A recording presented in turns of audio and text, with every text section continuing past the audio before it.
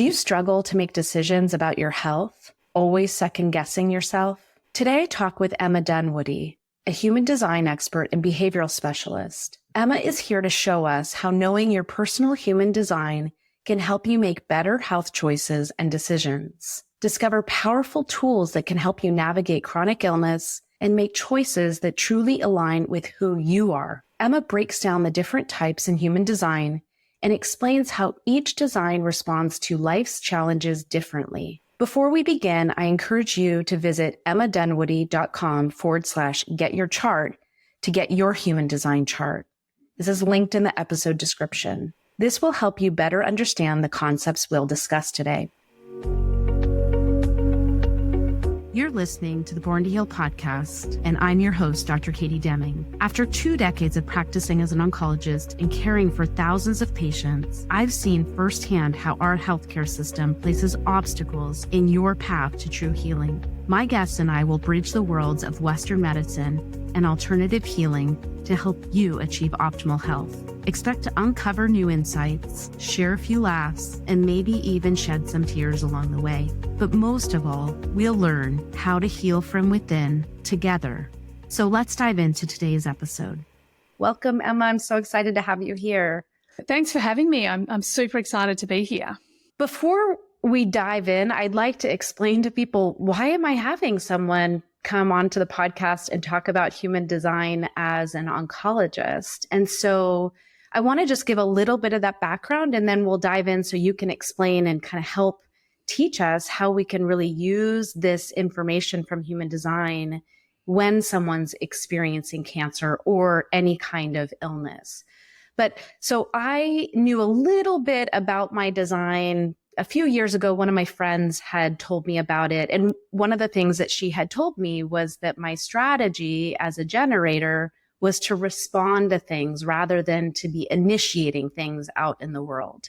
And that for me was really kind of life-changing. And then I did an unpack session with you, which was really illuminating around the business and thinking about my design related to my new practice.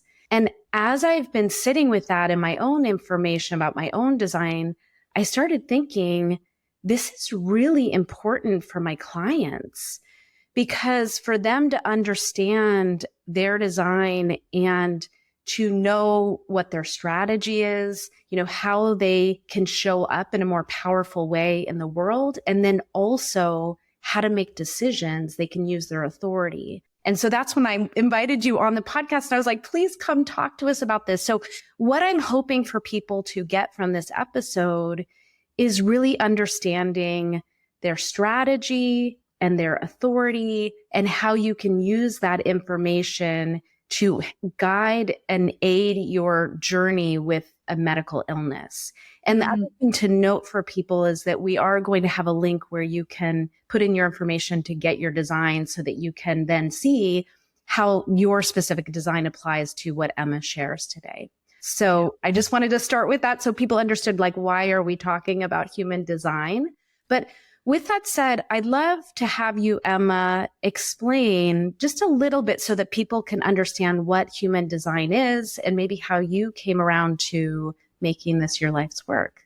Yeah, sure. So I think let's start with what it is from a technical perspective. So human design is a synthesis of some ancient wisdoms, including Western astrology, the Chinese I Ching, the Kabbalah tree of life, and the Hindu chakra system. Now, these 4 systems have been mapped together to create what we call our human design. And what is that? Why does it matter to us? Well, our human design is our energetic blueprint. I like to think of it as our treasure map. And if we are the treasure and our potential is the treasure, it's the map to access that. Now, as a behavioral coach myself, one of the ways I like to sort of explain human design is that if we think about these personality and behavioral profiling tools like Enneagram or Myers-Briggs or disc profiling, these are all profiles that we get the results, what our behavioral or personality profile, from answering a bunch of questions. Okay, so we are telling the the system, if you like, who we think we are. All right. And depending, if you have a really good facilitator, that they can be pretty accurate. However, they're still coming from this place of who you think you are. And all of us as human beings, we have this thing called cognitive dissonance, and it's the gap between who we think we are and who we really are. And so behavioral and personality profiling tools, that cognitive dissonance can be, quite significant. Whereas with human design, we don't access the actual design or what gets spit out the other end through the mind, through answering questions. It's actually a reading from a moment in time when we were born and approximately 3 months before we were born, where these crazy little subatomic particles called neutrinos, which, they were theorized by, a lot of the really famous quantum physicists, and they've been proven to exist over the last number of years. And there's this huge facility in Japan studying them. And what happens is these subatomic particles move through our body. And as they do, they move through everything. They kind of leave a little piece, like an energetic piece, of the things they've passed through. So when we take our birth reading, what we're reading is all the information from the celestial bodies. So all the planets, and, we talk about the sun, the earth, the moon. We talk about Mercury, all sorts of things, just like we would in astrology. And it's that moment in time where those pieces of energetic imprinting were made on us. Now, once we get our human design, then this is the energy that sits beneath the identity, the behavior, the personality that we create over time. So how I came to human design? Well, I was very much in the behavioral coaching. I was a performance coach. I worked in corporate, worked with C-suite, did a lot of running workshops, and used these behavioral tools, these profiling tools. And I was going through a time in my life where I had huge change. Like, I'd healed my mental health. We'd moved house. I'd had states, had a big move of environment. I had left the advertising industry and retrained to become a coach, and I'd started this very successful business. So many things in my life had improved, and I had this piece missing. And I kind of said to the universe, I'm like, okay, now I'm pretty confident that being fulfilled, being on purpose, doing what you're meant to do in the world isn't meant to feel like this. I mean, I feel a ton better than I did. Like, I've healed my mental health, I've healed physical health, I've healed all of these things. However, there's still something missing. And I kind of just said to the universe, you need to smack me in the face with, what is this bit? Like, what is the missing puzzle piece for me? And almost as soon as I had set that intention and put it out into the universe, people started asking me about human design. And back then, no one was talking about human design. And I'd already been introduced to it 3 times, but I'd put it down. As a behavioral coach, I'm like, the language is really negative. To be honest, I'm a line 3. I didn't like even though it resonated, I'm like, I don't like the sound of that. So I kind of put it down a number of times. And then at that point, when I'd sort of put it out to the universe had very clearly come back to me and said, well, this human design thing is the piece that's missing. Then I just made the promise to run my human design experiment, because that's what it is, and see what happens. And honestly, from that point, my entire life transformed. I've felt on purpose, almost since the moment that commitment was made. And it's an incredible tool, I suppose, that can really get us access to our authentic sovereignty, truth, and power. I love that. And I will say, personally, through learning about my own design, it's like, oh, wow, I am designed that way. Like, for me, it was more confirmation of things that came naturally, but I was fighting. Yeah. And I don't know if that's what you find with people, but to me, it's more like just reassuring. You're like, oh, okay, there's a reason why I have this feeling or way of doing things, because it's in your design. It's not like something you're like, oh, wow, I'd never even thought about myself like that. It was very much just confirming. Yeah. And I love what you said there. There's 2 pieces. The first piece is, I've looked at thousands of charts now for thousands of people, and I never hear anyone say, oh, that's a surprise. I only ever hear, oh, thank you for giving me permission to be me. I think human design often, it just gives us the language for what we're actually feeling on the inside. And in my experience, and personal experience as well as work experience and experience with clients, so often we are trying to fix or change something about ourselves that's actually our superpower. So we're trying to stop ourselves doing something that we're actually here on the planet to contribute. It's just that because we're making it wrong, we're expressing it through fear. We're expressing it through the shadow to actually being able to access the gift and the higher expressions that live in that. You know, one of the fundamental things for me is when I understood that I'm a manifesting generator, that I'm a non-linear being, that I jump around all over the place, that I take a bit of this and a bit of that and I put it together. And it gave me so much permission because all of a sudden, you know, consistency that you must have to succeed at anything didn't have to be me doing the same thing every single day. It meant, you know, something very different. And I got to redefine that and align to the truth of me, and then created so much success and stopped beating myself up for not doing it the way everyone told me to do it. So I think that that's one of the great powers of human design is it's really giving you language for the truth that's already within you, that you're already feeling. Okay, I think that is exactly it. And that's what I want people to understand about this, is that this is the goal of this, is to give you insight into who you are and why you're here, and giving you permission. I love that you said that. It's like giving you permission to be that authentic version of yourself rather than fighting it. And I do see so much of that. So in this context for my audience, you know, I think the areas of strategy and authority, those are the two pieces that I'm starting to teach my clients who are working with me on an ongoing basis about how to use those two pieces in decision making and working through a health crisis. So I'll let you decide where we start, which one we start with, and how do we go about that? Well, I love this question because I think one of the things I love the most about human design is that it puts the power back in our own hands. We live in a world and we're heavily conditioned to believe that it's people outside of us that know what is best for us. And when I think back 20 years ago when I was diagnosed with depression and panic disorder, and the leading specialist in Melbourne, where I was living at the time, he told me directly, that I would never heal from this, but I'd learn how to manage it. And in that moment, I was like, that's just not an option. Like, I consider taking my life every single day. I can't live any form of this for the rest of my life. I have to find a way to heal it. Now, what I didn't realize all that time, all those years ago, was that was actually me trusting my innate wisdom. That was me knowing that on some deeper level, I was in fact the authority in my own life.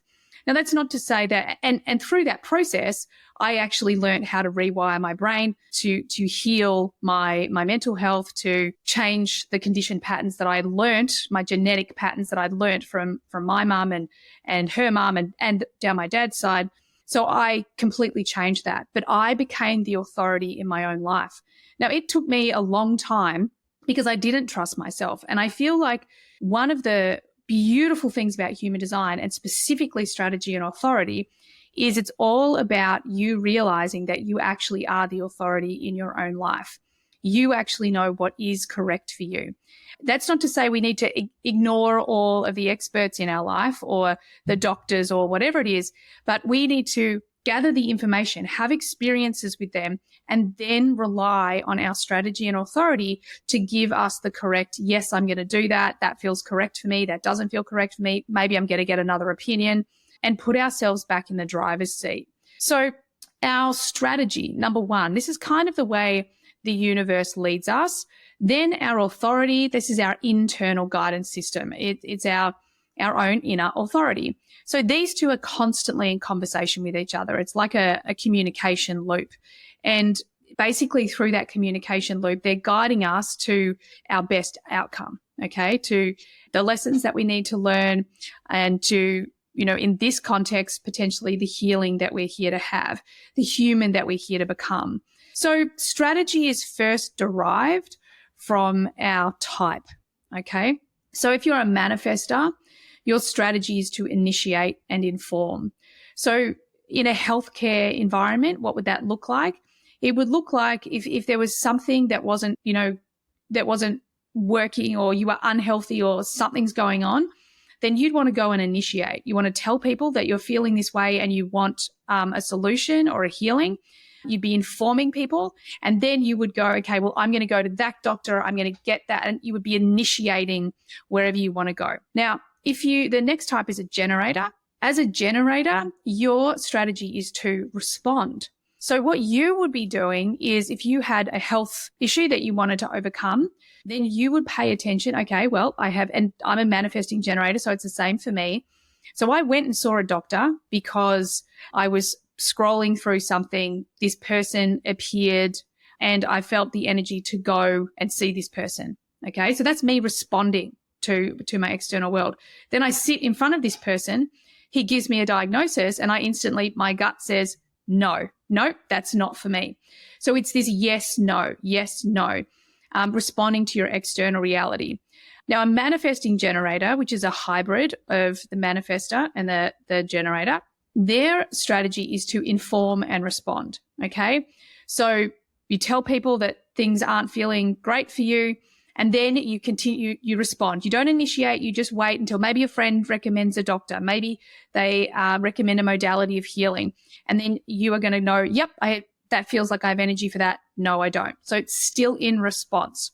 Then if you're a projector, let's say you are in this situation, projectors' strategy is all about waiting for the invitation. So let's say you're looking for a healthcare solution, and you might be just researching it, because they will tend to be people who want to learn. They want to get to the bottom of things. They want to understand the strategy, the structure of something.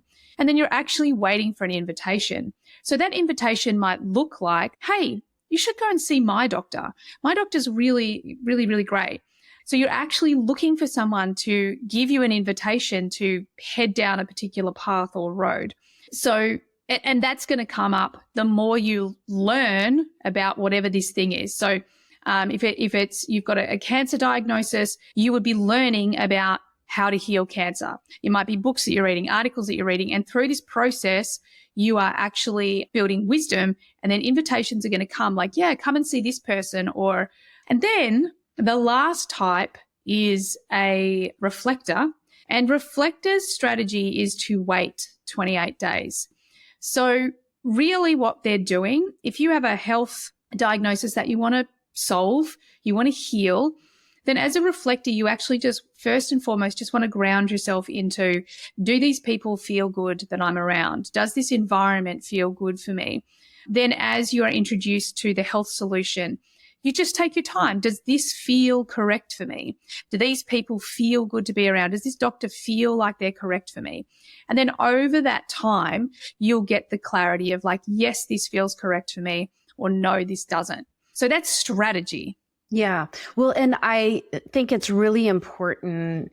You said a lot of things in there, just even leading up before you describe the different types and their strategies, that we are our own authority. Any of my clients will say, that is what I'm saying all the time. It's like, I don't have the answers for you. The doctors are presenting you with the options, right? And in Western medicine, they're presenting you with algorithms that basically they plug in your type of cancer and all this stuff, and it comes out in an algorithm, but it's not individualized. And so you have to, or it is imperative to respond and to have your own authority about whether that's right for you or not, because this is your body. You are going to experience the benefits or the complications and side effects associated with whatever they're offering. And if it doesn't feel right, you need to be able to voice that. And this is a big part of my practice now, is slowing people down, because part of the system is designed to get people into treatment quickly. And as a former healthcare leader, I understand, I don't think that the doctors are doing this with malintent, right? No. There's, data to say that it's better if it's quicker between your biopsy and starting treatment, or surgery to radiation or chemo or whatever it is. So there's, these metrics that they have. So they're like, okay, let's just go. And you feel like you've just been shot through a cannon. Yeah. But it's important to slow the process down. And I love what you're talking about with the reflector. There are specific types that maybe even need more time to even slow it down even more to really feel in their body what is right for me. Yeah. And so I think that this information, for me personally, I used to be someone who was like, I just like force whatever I wanted to happen. I can force anything to happen. I mean, I'm pretty good at forcing things. Yes. But the truth is that then you run up against these walls and, and then as I started to use my strategy in responding to things, it makes it so much easier. So this is the piece that I think is helpful for people to know, is that knowing your type, which gives you information about your strategy, is going to almost be like a sigh of relief to realize like, oh, okay, I don't have to go out and make things happen or do this. You can start to use your design to respond or, initiate if you're a manifestor, whatever it is, but it helps you start to tune into the way that your body wants to show up in the world. And I think that because especially when you get sick, there's this big pressure. There's just this, you got to make decisions. You got to do things fast. And the truth is that you don't need to do anything fast. And especially when we're talking about really toxic treatments that are potentially life-changing, it is really important to slow down. And this is information that can just help you make better decisions for yourself. Hey, it's Dr. Katie. You may have noticed that I talk a lot about water on this podcast. After a year of research, I've learned that optimal water needs 3 key elements: filtration, mineralization, and structure, just like natural spring water. Doing all these steps to my own drinking water took me several hours a week. That's why I'm so impressed with Spring Aqua. Their system incorporates all 3 elements in one system that is basically modeling its technology after the renowned healing waters of the spring at Lourdes, France. I personally use their Wet 7 model, which offers alkalinized hydrogen water and saves me hours each week. Spring Aqua has dramatically improved hydration for both me and my family, and I believe it could do the same for you. I recently had the owner, Kenny Lou, on the show, and his integrity really shines through in this product. If you're interested in experiencing truly hydrating water that mimics nature's process, please visit the link in the episode description. Yeah, I love all of that so much. I mean, I think unfortunately we've been disconnected from the incredible wisdom that lies within our body.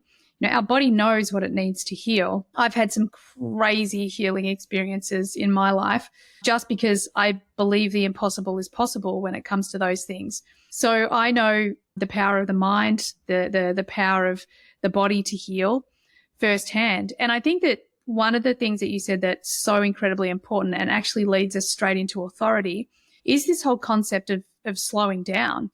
Our entire world pushes us and drives us to move faster. And the truth is that from an authority perspective, so our internal guidance system, our inner authority, half the global population have an authority called emotional authority, meaning that they do not make decisions or correct decisions quickly. They just don't. And it kind of, what happens is that they will force themselves, like you said. I mean, you're a sacral authority, but the emotional authorities, they have to sleep on it. They have to take time. And I think that from a conditioning point of view, that feels really scary because people, they tell these stories of, well, you got to get in there as quick as you possibly can. But our emotional authority needs at least to sleep on, especially big decisions about, do I do this treatment or not? You might need 24 hours. You might need a week. But you need to give yourself that time to have the emotional clarity, because with emotional authority, once it drops in, it seems simple and obvious. But until it drops in, it feels like, 1 second it's the best idea you've ever had. The next second it's the worst idea you've ever had. So it's really about allowing that emotional wave just to settle until you have that clarity. And I know I'm an emotional authority. And it's one of the things that I live my entire life this way now. I won't make any spontaneous decisions. I will always just give myself time. And sometimes that might be 5 minutes because that's all I've got to make a decision. Let's say about lunch. I don't know, something unimportant.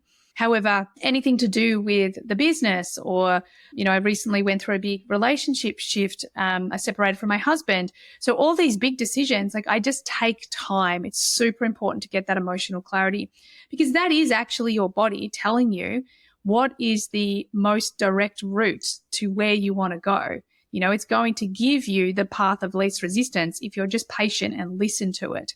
So that's emotional authority. As I said, nearly 50% or just over 50% of the global population have that authority. Then the next most popular is the sacral authority. And the sacral, like you, it's all about being in response and yes, I have energy for this or no, I don't. So you might be sitting in front of a practitioner and they're speaking and you'll actually notice your head's nodding. That's your sacral saying, yep, I've got energy for that. Or yep, I understand that. Yep. Or you might just notice yourself or you might even notice yourself pull back, sit back. Again, these are all sacral responses telling you, nope, I don't have energy for this. And the sacral is right now in the moment. Okay. So it doesn't need time.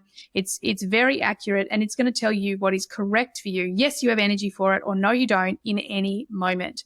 So that the biggest challenge, as much as the sacral authority is the simplest to have, the biggest challenge with that is actually not letting the mind override. Once the gut's given you the decision, you got to go with the gut. Then the next largest authority is splenic authority. Now, this one can be a little bit harder to get to know because it's all about instinct and intuition. Because we live in a world, because we're conditioned, especially as children, that our imagination, our intuition, our instinct, it's just your imagination. We actually learn to dial it down, to really not listen to it. But if you have splenic authority, then what that means is it's this spontaneous knowing in the moment, okay? So you just might have this spontaneous knowing that this is the right doctor, this is the right solution. And you might actually hear a voice in your head say that, or you might just have this deep knowing, or you might see a vision in your head. It's a very intuitive, instinctual way of making decisions. So really trusting that. And if you have splenic authority, you also, the spleen is the house of survival and well-being. So it is always talking to you about the vitality of the body. Okay. So it's about very much listening to those intuitive things you think are correct for you and stopping the things that you intuitively know are not correct for you. Then we have some of the least, I suppose, popular, it's not really the correct word, but the smaller groups of authority where we have ego authority, we have self-directed authority, and we have mental authority. Now, all three of these, they're all about a sounding board. And in fact, we have the no inner authority for reflectors as well. So we'll pop them in there as well for the moment. So these are all people that they have to speak out what's going on. Okay, so they're going to make their decisions through this process of, well, if I have ego authority, I'm going to be talking through what's going on, what's on my heart, what my heart's desires are.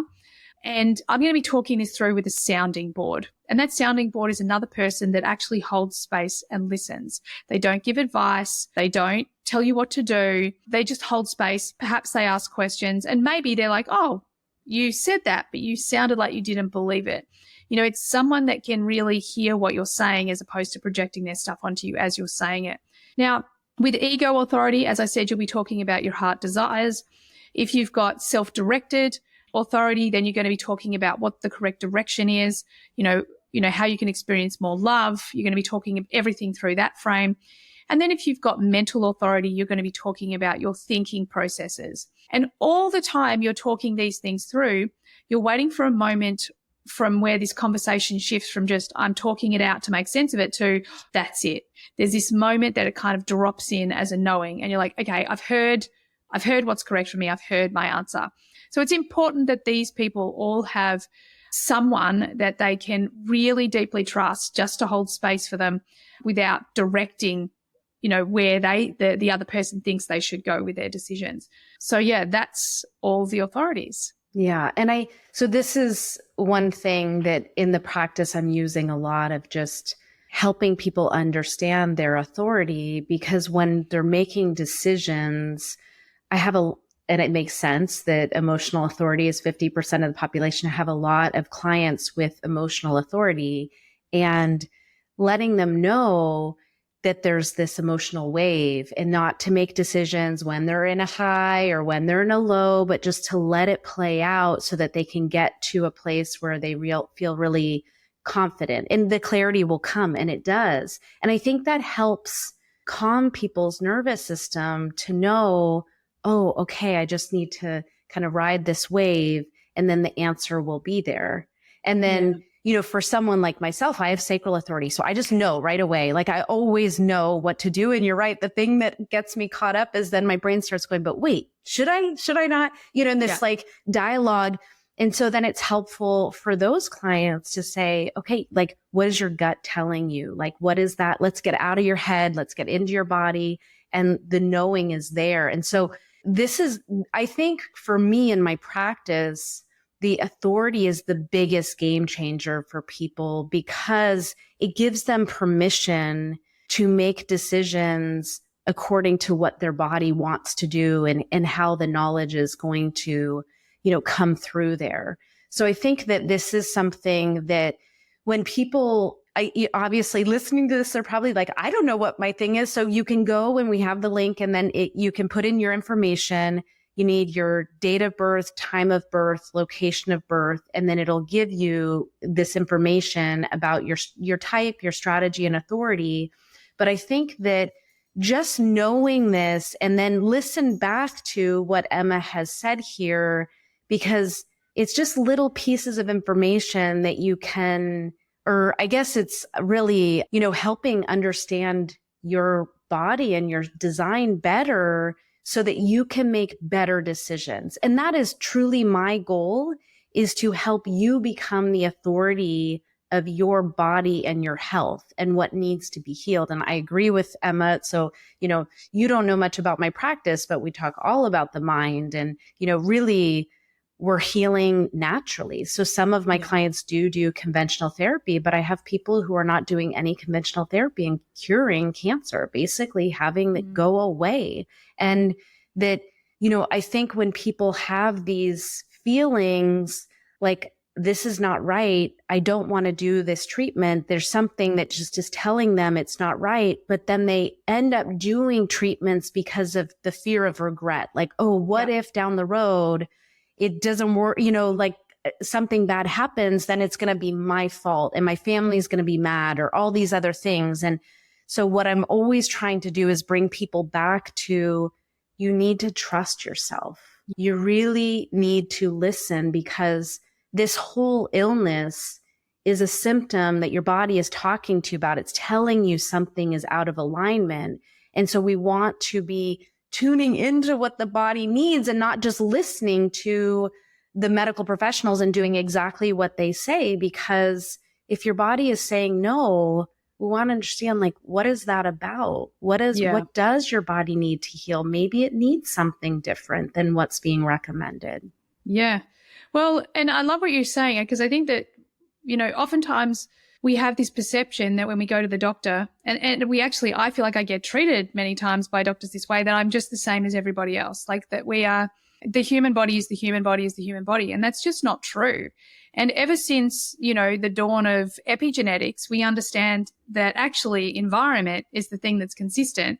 So, really understanding how to shift and change our environment, or within human design, like, we can actually look at your, what we call the primary health system. So how you are actually designed to eat and to digest. And we can look at your environment. So when you actually have the physical environment that's aligned for you, this directly affects your longevity and your vitality. And I know for me, when I was diagnosed with my mental health, depression and panic disorder, I was so out of alignment with my environment. And at the time, I didn't realize, and I made the big shift from living in the backwater country town in regional Victoria in Australia to moving into Sydney. And really, we weren't even 5 kilometers from the city itself. Like, literally every morning I would walk my dog and I would see the Sydney Harbour Bridge. And my mental health, all of a sudden, that was a big factor on healing my mental health, because I didn't know that at the time, but what I'd done is I'd aligned to my correct environment according to my design. So all of a sudden, everything is flowing better. So I think that that's one of the other things with human design is, like you said, it's really about building trust in yourself and realizing that some of the things that we've been told aren't important, like our environment. Like, it doesn't matter. How would it matter what sort of house you live in, or what sort of suburb you live in, or what sort of country you live in? Like, why would that matter other than socioeconomic? But it's so much more than that. It's so much deeper. And again, I feel with human design, it gives us the opportunity to go so much deeper than just, well, either you live in an affluent area, therefore your well-being is going to be better, or you live in a poor area, therefore your well-being is going to be not so good. So yeah, I think so much with human design, it's about the specificity that it gives you for you to access your greatest potential.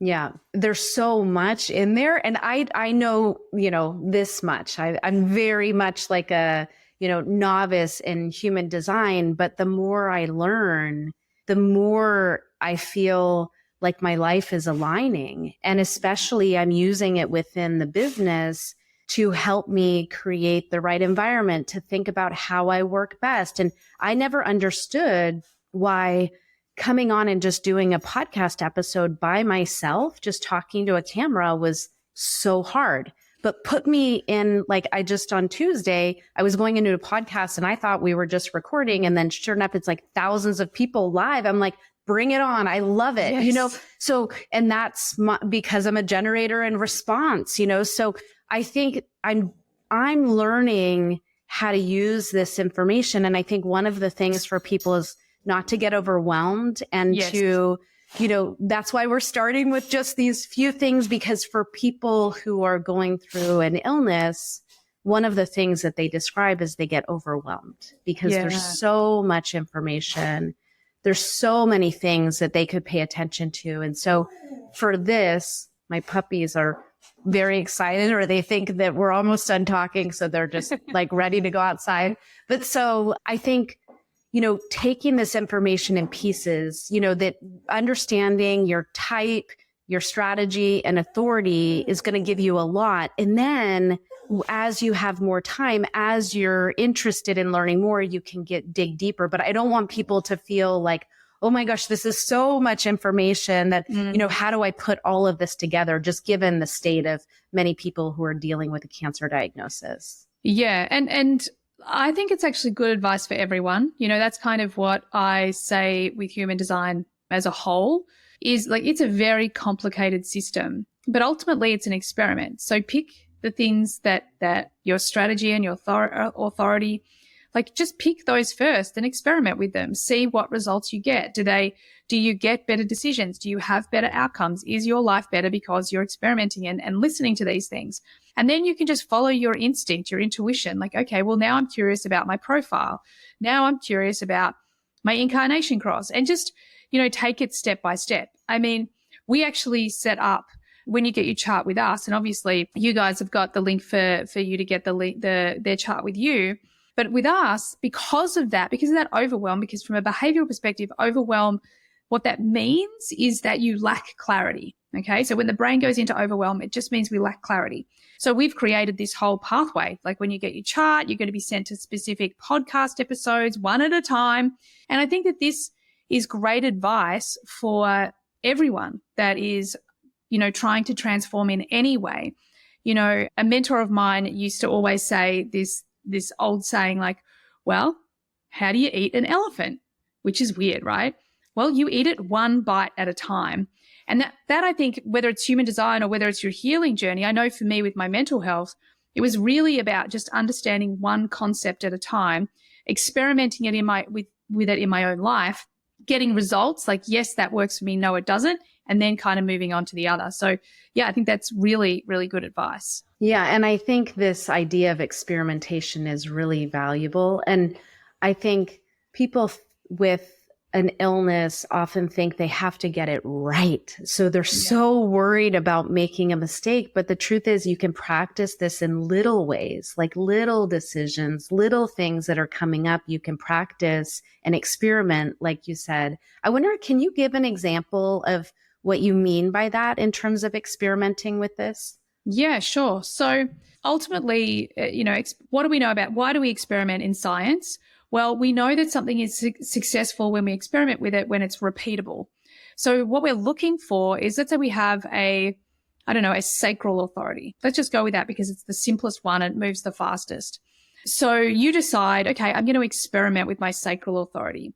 What does that mean? It means that I'm not going to initiate. I'm not going to go, well, I think something and I'm going to put it into action.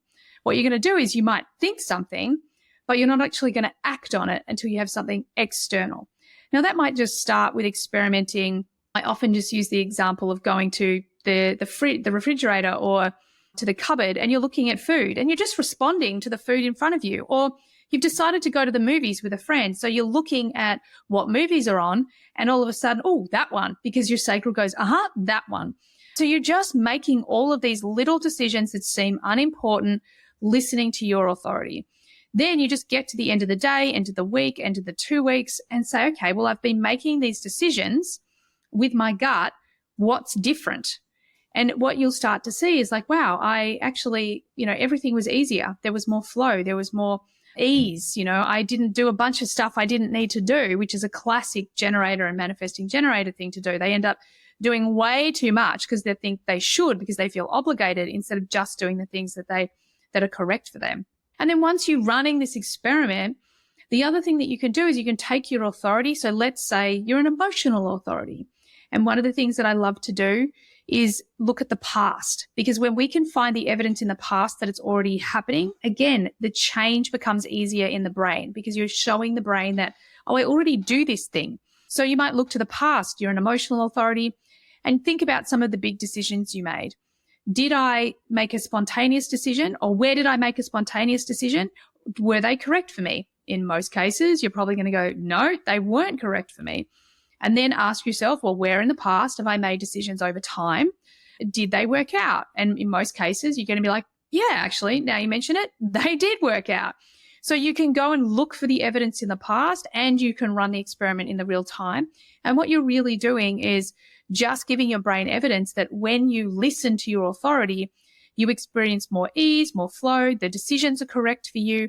And ultimately what you're doing is building your trust in yourself and your own inner authority. You're just demonstrating that you actually do know what's correct for you and that you can trust that process.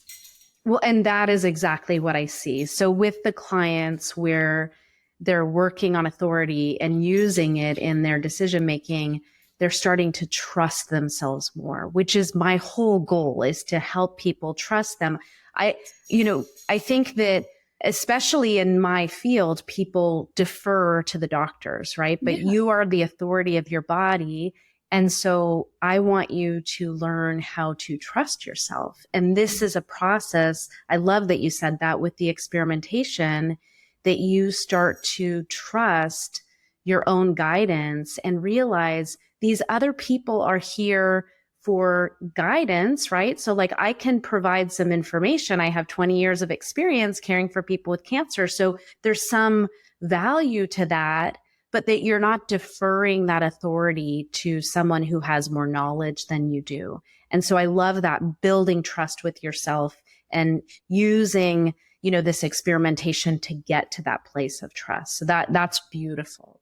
And I do want to encourage people, please go to Emma's site and do your design there, because I've done that. And also what comes through is so helpful because it's much more in depth than just the things that we've talked about today. But it's like also that piece of, knowing what may be helpful for you immediately. And I think these, the type, your strategy and authority are the things that are really tangible that could be helpful in the moment right now with going through an illness.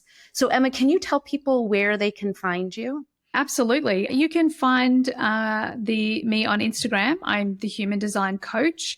Otherwise, the website is emmadunwoody.com. You can also find my book, which is just about to sort of come out. I think for you guys in the US, it'll come out early next year.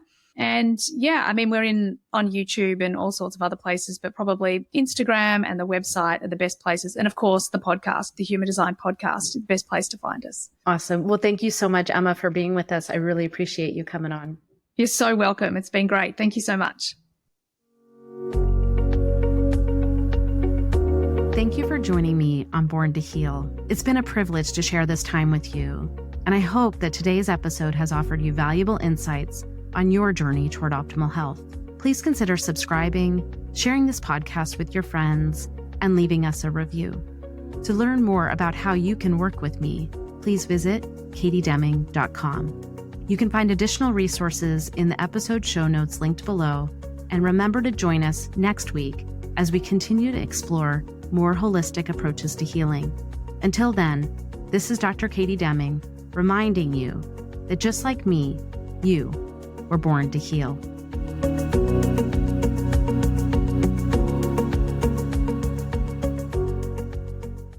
What if healing cancer didn't have to be so overwhelming and confusing? What if you could access a higher level of consciousness to accelerate healing? And what if you had a clear roadmap to follow, a path to lead you out of the fear and uncertainty?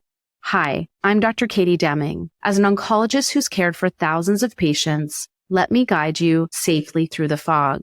My 6 Pillars of Healing Cancer workshop series is now available, and it's not too late to join. Choose from a range of powerful workshops, each designed to support your healing journey, covering nutrition, emotional well-being, hydration, physical practices, the mind-body connection, and spirituality. Select only the workshops that align with you, or for a limited time, buy the entire bundle and enjoy significant savings. Don't miss this proven holistic roadmap to clarity and deep inner calm to support your healing process. Check the link in this episode's description to learn more and sign up today. Remember, you've got this.